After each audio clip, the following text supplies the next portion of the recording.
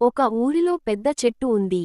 ఆ చెట్టు మీద ఒక కాకి గూడు కట్టుకొని నివసిస్తూ ఉండేది. ఆ కాకి గుడ్లు పెట్టింది. కాని ఆ చెట్టు కింద ఒక పుట్టలో పాము కూడా ఉండేది. ప్రతిసారి కాకి గుడ్లు పెడితే పాము ఎగబడుతూ గుడ్లు తినేస్తూ ఉండేది. ఆ కాకి చాలా బాధపడుతూ ఉండేది. ఆ కాకి ఆ పామును అక్కడి నుంచి వెళ్ళగొట్టడానికి ఎంత ప్రయత్నించినా దానికి సాధ్యం కాలేదు. అది ఒకరోజు తెలివైన ఉపాయం ఆలోచించింది. ఒకరోజు ఆ కాకి దగ్గరలో ఉన్న రాజుభవనంలోకి వెళ్ళింది.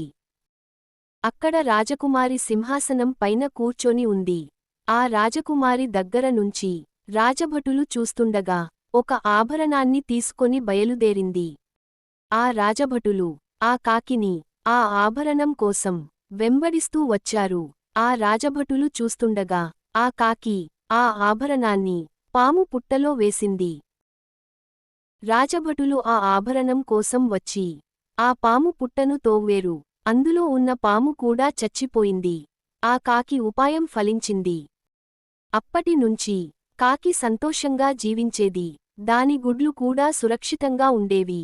బలానికి మించింది బుద్ధి. ఆలోచించి పని చేస్తే సమస్యలన్నీ తొలగిపోతాయి.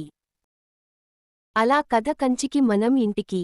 ఈ కథ మీకు నచ్చినట్టయితే సబ్స్క్రైబ్ చేయండి, లైక్ చేయండి, కామెంట్ చేయండి. ఇంకోసారి కలుద్దాం. బాయ్.